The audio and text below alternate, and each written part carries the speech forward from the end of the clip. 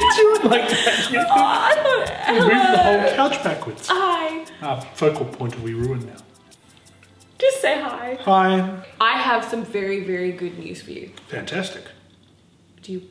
I assume you want to know what it is? No, I want to be surprised. No, you better tell me. Okay, so today, during all of the media briefings that ScoMo has been giving us, we have finally started talking about the road out of this fucking hellhole. So they've suggested... Seems premature. Does it? Like it hasn't even gotten that bad yet. Don't worry. For us. Don't worry. There's about 5 bajillion caveats. So he said, he's like, you know, we're going to start thinking about the road out of this. However, not if anything bad happens, not for at least 4 weeks, and we're not talking about, you know, changing most things.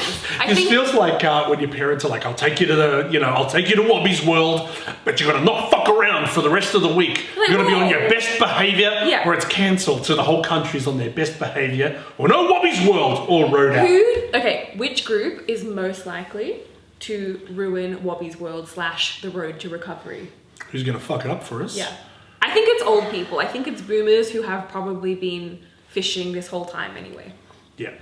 You're the ones we're trying to save. You're the ones commenting on our videos on Facebook saying that we are drinking the Kool-Aid. So, you know. Yes, we are. We really are. But yeah, so I think aside from most other places in the world where this is obviously kicking off like fucking crazy, we do seem to have avoided the most of it. Now, For now. I do think there's an element where you're like, look, again, peeping out my window, I can't tell what's going on. I can't tell if the world is round or flat. I can't tell if coronavirus is killing people and we're burying them in mass graves in the outback. But if all facts seem to be what they are, like if all news stories seem to be coming out, I mean, you take a broad spectrum. The general consensus. Yeah, seems to be like the again, here we go, the curve. But we haven't had a massive spike like New York had, or like Italy had, or other countries, or anything like that. No, it hasn't been that bad. Finally, people are kind of like, well, I guess we can start to consider how to get out of here. So last week we talked about the sort of 3 possible scenarios for getting out of it, and they think that we're a combination of eradicating and being able to sort of like just move through it with like little what do you call it, like isolated spikes. So kind of a option of 2 and 3, so not the most extreme, but you know, maybe keeping economic life ticking over. But I mean, if we're already like, so they're not going to consider what they said, and it's so unhelpful, is that we're going to start thinking and processing that in 4 weeks. So at very least, it's not going to be till May. A lot of stuff isn't going to be open and fixed until September, October. Except maybe schools, because of course someone's got to look after the children. Apparently. Yes. I've got a whole point about that in a minute. Right, cool. Yeah, we'll circle back to that. So we'll bookmark that for later. But yes, I think, what do you think, or how do you think these things could be walked back? Like what will happen? What would you walk back? I'd keep the free money. We've got to keep the free money. Keep the money moving around. Well, I mean, again, it all feels so fleeting. Like if you immediately go, don't worry about social distancing, just relax, it's fine, and everyone immediately rushes out and starts eating each other's assholes and playing footy in the street. Which is my first goal. Yeah, playing footy while having my arsehole eaten. And if there's an immediate spike in infection rates in the wake of that, they'll just have to shut us all down again. Yeah. And there'll just be like this sort of needless loss of life in that gap. Not like the loss of life going on now, where I'm starting to feel desperately like I fucking missed out on like a good 2 months of my life. Oh, you mean because we quarantined Give it back. I would have wasted it anyway. Yeah. Yeah, so I mean, like it sort of phase that back, like until there's a cure or a vaccine or whatever that makes it. A vaccine. Yeah, until there's a thing that makes it not kill you when you catch it, or not, have it debilitate you when you catch it. It can never fully relax. It ends up being that sort of post-zombie apocalypse life where there's still zombies, but we sort of keep a handle on it. If they told, again, like I feel like if they let me, if they were just like tomorrow, they're like, yes, go to the gym again. Would you go? Or would you be like carrying like a fucking sachet of like hand wash? I saw a few people saying they'd treat it like not being an early adapter of any new technology. Right. Like, I'll wait until a couple of patches come out and then I'll see what outside life is like. I certainly don't want to be the first guy wandering around looking at handrails and then, we got sick. Fuck, turns out we weren't ready. And again, someone has to be that guy. True. Someone else. Someone expendable. Non-essential. Non-essential. But it's the same as, like, we quarantined early and then they said, hey, you got to quarantine. We'll isolate. Like sick. If we'd had children, we would have pulled them out of school before they told people to pull children out of school. Because I don't know that you can trust the government to sort of get in there early and make the snap decision that's required to be made quickly.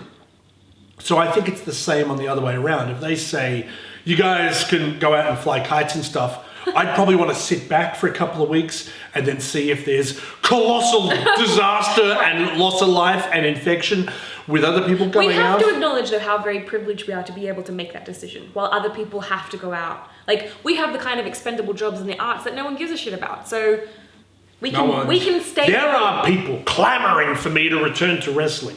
So eventually the societal pressure will be too much. But like, what are the first shows that start running again? Not WWE, who of course never stopped, but sort of independent wrestling. Like when they start running shows, do other events start running? I mean, I pull out of shows ahead of schedule and I will probably come back late.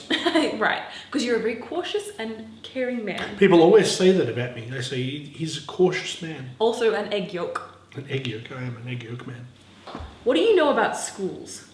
Very little. And I made a point of forgetting everything I knew about schools after I left. I have no children and I'm not a teacher. So I really only know whether school's in or out based on if I go out during the day and there's all these little turds everywhere and I realise it's school holidays. So basically, at the moment, you may not know because we're not going out anymore, but it is school holidays. And I think it's just gone back maybe this week. And parents are having a shit of a time. So basically, we're in a situation where the government has they think it's clear, but it's really not clear. You can go to school if you're the child of an essential worker. Now, the definition of essential worker, that seems like it would be really important at this juncture. It is. Don't worry.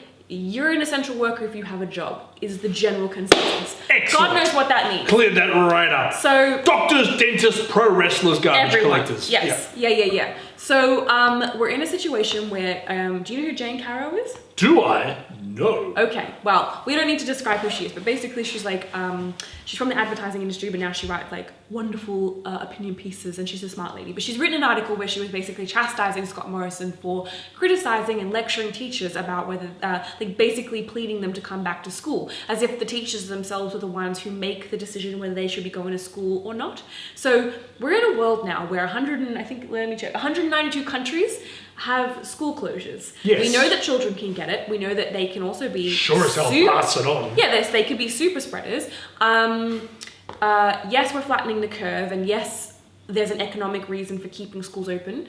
However, we're in a world where we are so concerned that 60-year-old grandmas are going to get coronavirus that we're not allowing them to visit their grandchildren. But the women the same age who are teachers are being implored and socially guilted to stay teaching. Coming to work. Yeah, they're being told they should come into work. Because everybody knows Petri dishes. That you're immune if you're in a school because no one ever gets sick at school. I could be wrong. I could be very wrong.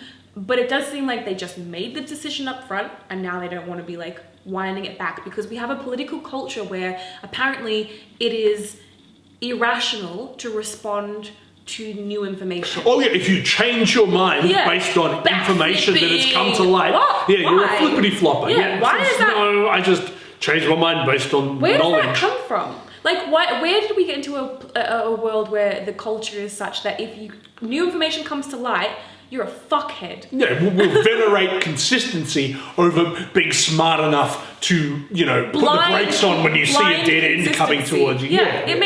It just seems like He may have been a complete fucking moron who didn't know anything, but he certainly stuck by his beliefs. Yeah. Unfortunately, his beliefs were moronic, but he stuck by them. Not gonna lie, it's hard to change your beliefs. When you find out you're wrong, as a stubborn person, I hate it. But when I realise that I'm wrong, eventually I come around, I'm like, yeah, I was wrong. I'd rather be right than the winner of knowing stuff. Yeah.